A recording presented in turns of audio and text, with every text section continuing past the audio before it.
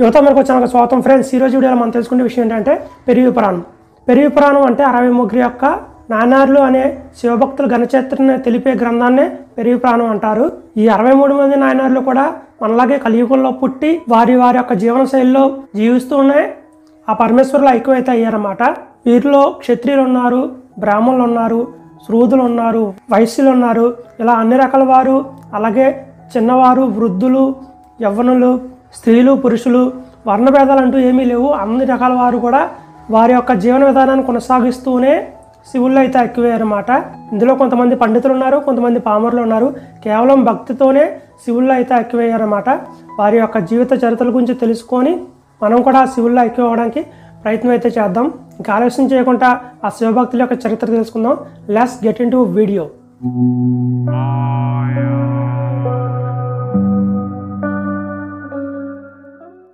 Friends, ముందుగా ఈ పెరిగి పురాణం గురించి ఇంట్రొడక్షన్ అయితే చేసుకుందాం.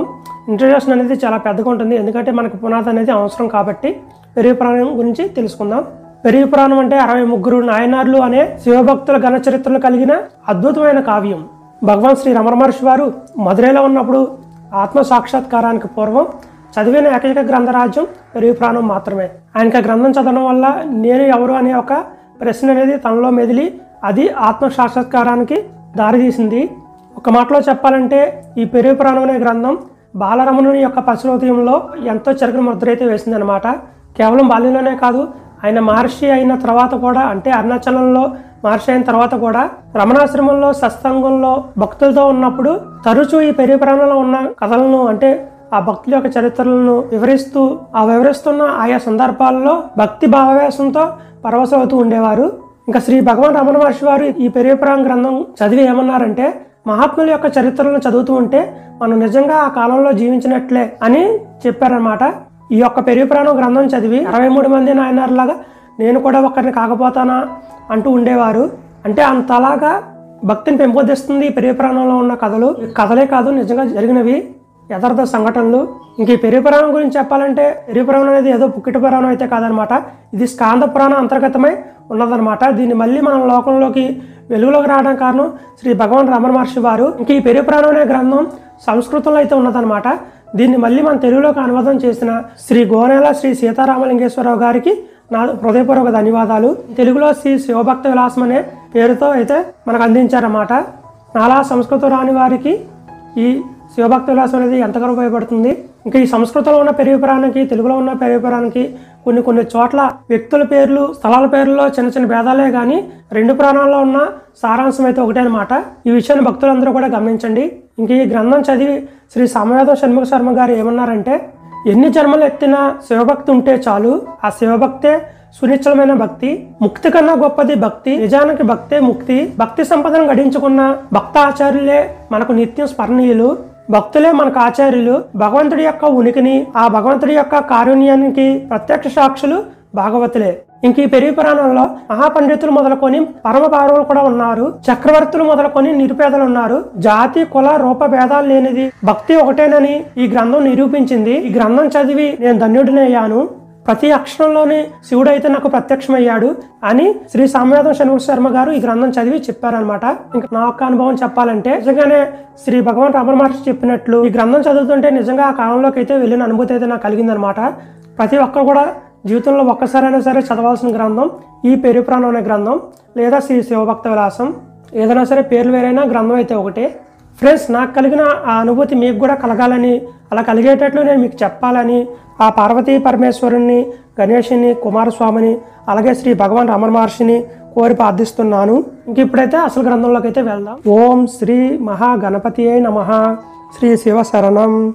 శ్రీరస్తు శుభమస్తు అవిఘ్నమస్తు. శ్రీ శివభక్త విలాసము శ్రీ శ్రీ శ్రీ ఉపమన్యు మహర్షి ప్రోక్తము. ఒకసారి నైమిషారణ్యంలో దీర్ఘసత్ర యాగం అనేది జరుగుతున్నది. ఆ యాగానికి అనుభవజ్ఞులైన అనేక మంది మునులైతే వచ్చారు. వ్యాస శిష్యుడు అష్టాదశ పురాణవ్యక్త అయిన సూత మహాముని కూడా అక్కడికైతే వచ్చారు. అయితే అప్పుడు అక్కడున్న అనుభవజ్ఞులైన మునులు ఆ అష్టాదశ పురాణవ్యక్త అయిన సూత మహాముని ఇలా అడిగారు, ఓ సూత మహాముని, నీవు సకల పురాణాలను అవపోసన పట్టిన వేదాంత వేత్తవు, మమ్మల్ని కొన్ని సందేహాలన్నీ వేధిస్తున్నవి, వాటిని తీర్చుటకు నీవే సర్వశ్రేష్ఠుడవు. అవేంటంటే వేదాంతమునకు, మంత్రమునకు, కర్మలకు, బోధవాక్యములకు, మహావాక్యములకు పర్యవసానం ఎక్కడ అనగా వీటి ప్రయోజనం అనేది ఎక్కడ సిద్ధించును. వేదాంతంలో ప్రతిపాదించబడిన ఆత్మవిచారం యొక్క అర్థం తెలిసిన మమ్మల్ని కర్మబంధాలు అనేది ఎందుకు వదలట్లేదు, ఈ విషయాలన్నింటినీ వివరించవలసిందిగా కోరుకున్నారు. మునులు అడగ్గా సూతమహాముని సముద్రం అంతా నీరే అయినప్పటికీ అలలు, నొరగలు, బుడగలు ఇలా అనేక రూపాలుగా కనిపించినట్లు ఒకే మహేశ్వరుడు అనేక రూపాలుగా భాషిస్తుంటాడు. వేదం అంతటా అధిష్టానము పరమాత్మే అని ప్రశంసించుచున్నది. అలాగే సర్వ గ్రంథాలు కూడా అతన్నే స్తుతిస్తున్నాయి.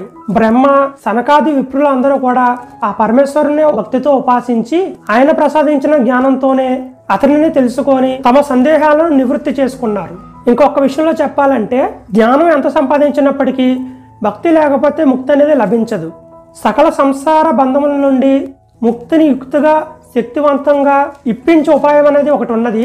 అదే భక్తి. సర్వకైంకర్యాలను శివుని అందే లగ్నపరిచి శివుని అందే అవినవభావ బంధం ఏర్పరచుకొని తనకు శరణ్యుడగు ఈశ్వరుడి యందు ఆత్మార్పణ కావించుకొని ఉండుటే ఉత్తమమైన భక్తి. మోక్షము కావాలి అనేవారు ఉత్తమమైన భక్తిని ఆశ్రయించాలి. మార్కండేయుడు, ఉపమన్యువు, విష్ణువు, నందీశ్వరుడు, అగస్త్యుడు వారిచే ఉత్తమమైన భక్తి భజింపబడును. పురాణ శ్రవణం, శివ సంకీర్తనము, ధ్యానము, దేవాలయాల్లో లింగదర్శనం చేయుట, శివపూజ, శివునకు దాస్యం చేయుట, శివునకు నమస్కరించుట, శివునితో స్నేహం చేయుట, శివునికి ఆత్మార్పణ చేసుకొనుట ఇవి నవవిధ భక్తులు. వీటిలో ఒకదానికొకటి ఉత్తరం శ్రేష్టం.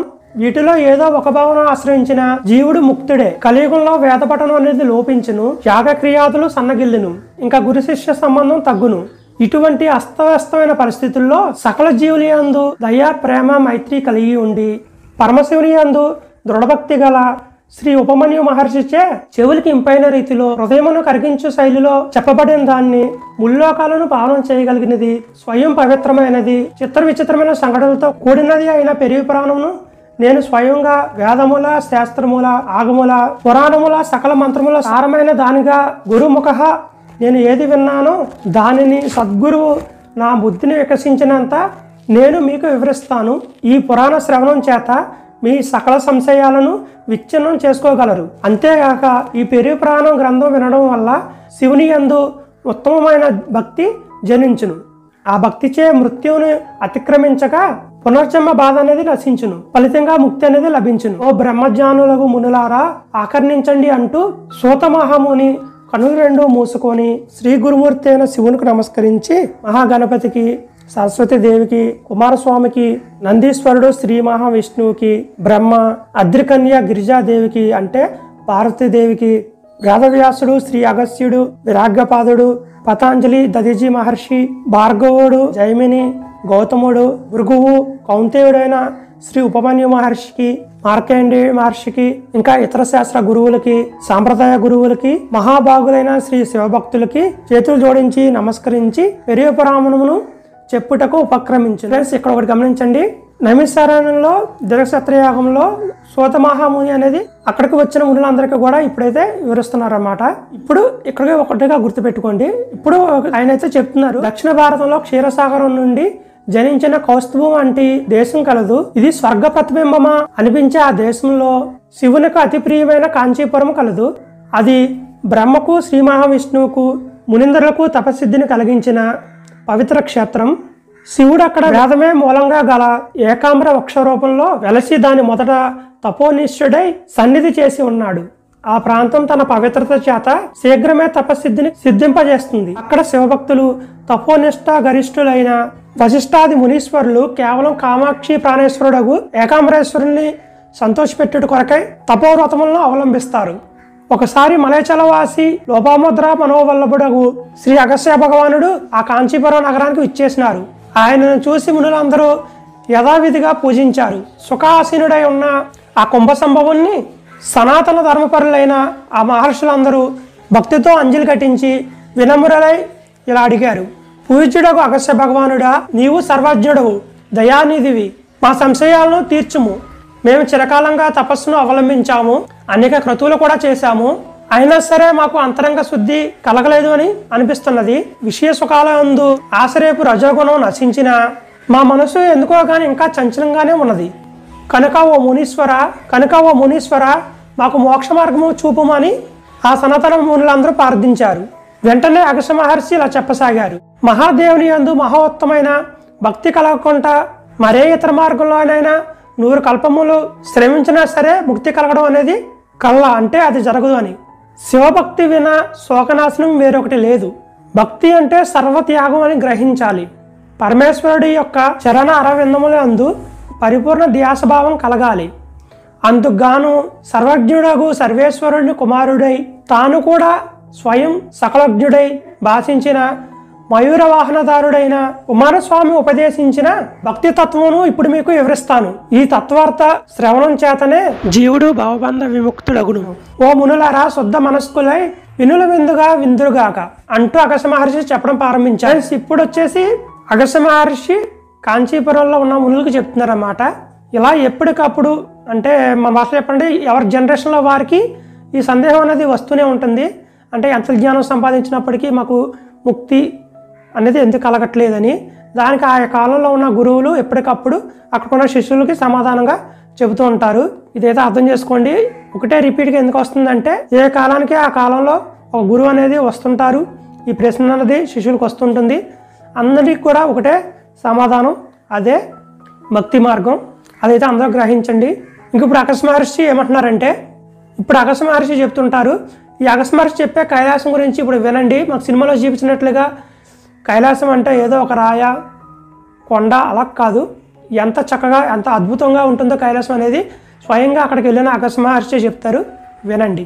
ఇంక కథలకైతే వెళ్దాం.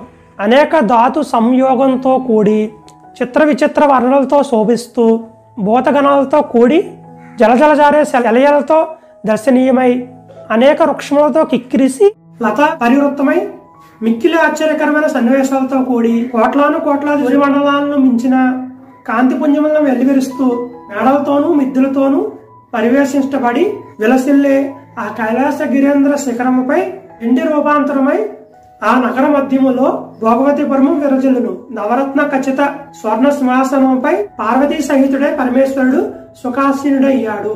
ఇలా కొలువు తీరి ఉన్న మహాదేవుని చెంత ఆదిత్యులు, మరుత్తులు, దేవతలు, యక్ష, గంధర్వ, కిన్నెర, కింపురుషులు, గుహకులు, సిద్ధులు, సనక సనందనాది మునీంద్రులు, నంది, ప్రముఖ వందిమాగధ గణం, రంభ, తిలోత్తమాది అప్సరసులు, ఇంద్రాది లోకపాలకులు, ఇలాగే వేర్వేరు దేవతాది సమూహాలు ఆ దేవదేవుణ్ణి దట్టంగా చుట్టి ఆనంద హృదయ అరవిందులై భక్తియుక్తులై సేవించుకొనుచున్నారు.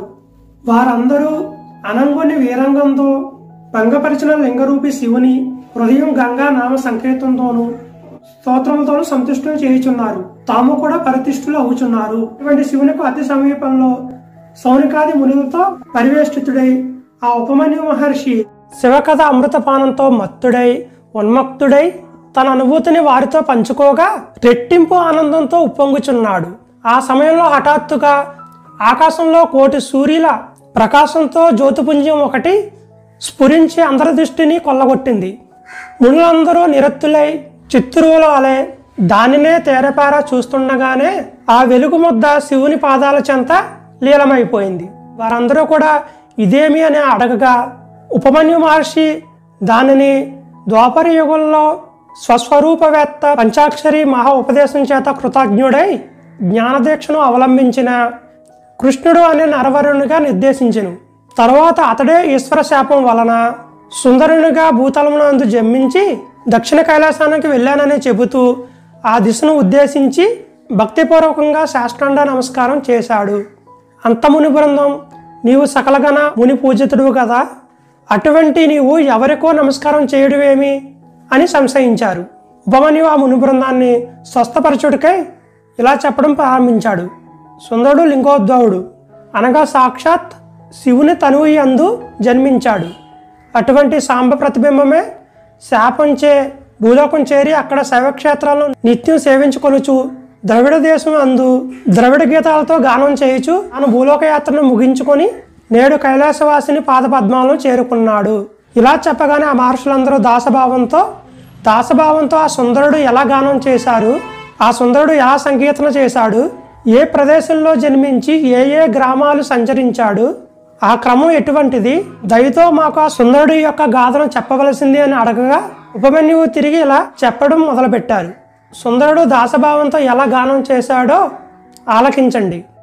తెల్లవను అని పేరుగల చిదంబర క్షేత్రంలో విప్రులు పరమేశ్వర చరణదాసులకు 3000 మంది శివదీక్షితులకు నేను దాసానుదాసుడను. నీలకంఠుడు మొదలగు 63 భక్త శిఖామణులు, 4 కులములలో జన్మించిన వారు, ఈయన జాతుల వారు, శివ సాలోక్యాది చతుర్వేద ముక్తులు చొరగొన్నవారు, భక్తి అనే రత్నమునకు నిధి అయిన వారు, స్త్రీ పురుష రూపాలు అయిన శివభక్తులకు అందరికీ దాసానుడును అని దరుడ సూక్తులతో సుందరుడు స్తుతించాడు అని చెప్పాడు. దానితో ఋషులంతా ఆ 63 యొక్క భక్తుల పేర్లను వినాలని చాలా కుతూహలంగా ఉందని అని తెలిపి, కనుక మా కొరకు వారి నామధేయాలను వేరువేరుగా చెప్పవలసిందిగా, మా కొరకు వారి కథా గాథలను వేరువేరుగా చేయవలసిందని కోరసాగారు. వెంటనే మహాభాగుడైన ఉపమన్యు మహర్షి ఆ సజ్జనులకు ఆ 63 యొక్క భక్తుల పేర్లను పొంగి పొరలేలా భక్తి ఉత్సాహంతో ఇలా చెప్పసాగారు.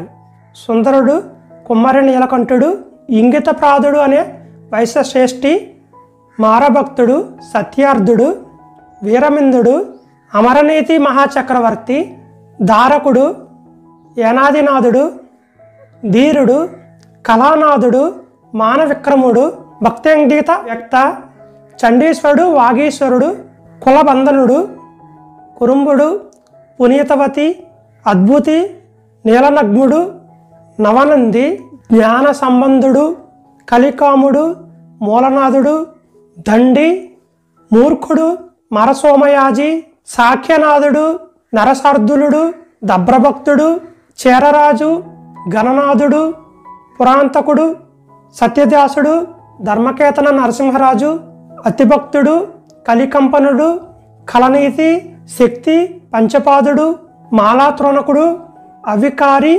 కుబ్జపాండ్య ప్రభువు, వాయులుడు, సురచిత్తు, సింహముకుడు, ఐడంకుడు, యుద్ధమిత్రుడు, కీర్తిసకుడు, సురవరాగుడు, శంభుధ్యాయి, పాండ్యపత్ని, మహిళేశ్వరి, భక్తప్రియుడు, సోనాక్షుడు, వీణాపాని నీలకంఠుడు, జటిల, జ్ఞానవతులు అని చెప్పి వీరంతా అహంకారమును అణచి నమ్రతతో శంభుని ధ్యానిస్తూ శివయోగములో నిపుణులై, హృదయ కమల నిష్ఠులై, భస్మరుద్రాక్షదారులై అనేక ప్రాంతములలో నిజ జీవితములను సార్థకపరుచుకున్న ధన్యజీవులు, నందీశ్వరునితో సమానులు.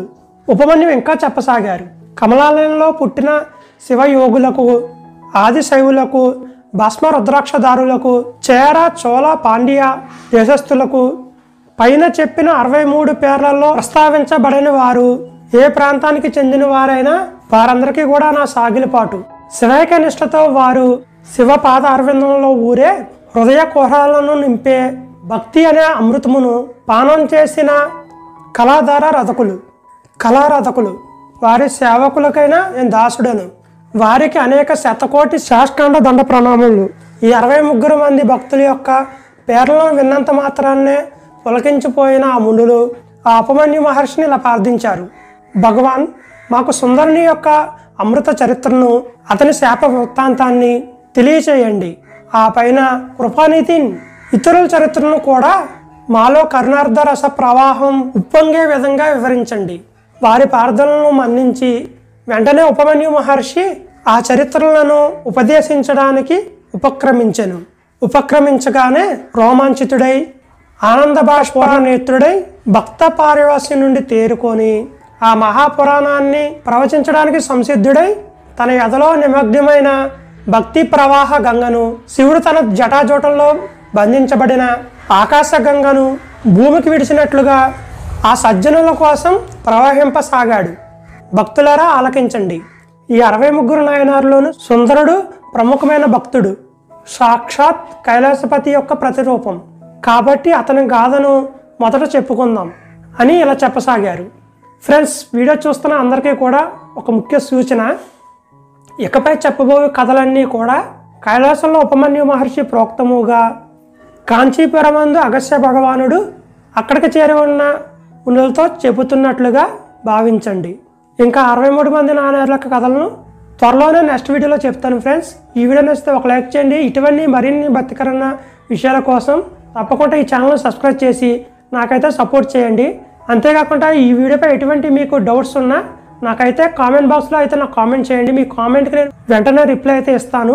ఫ్రెండ్స్, మీరు చేసే like and subscribe and comment వల్ల నాకు మరిన్ని వీడియోలు చేయడానికి ఉత్సాహం అయితే వస్తుందన్నమాట. తప్పకుండా అందరూ కూడా సపోర్ట్ చేయండి ఫ్రెండ్స్. ఈ వీడియోకి అయితే ఇంతే ఫ్రెండ్స్. మళ్ళీ వీడియోతో వస్తాను. జై శ్రీరామ్.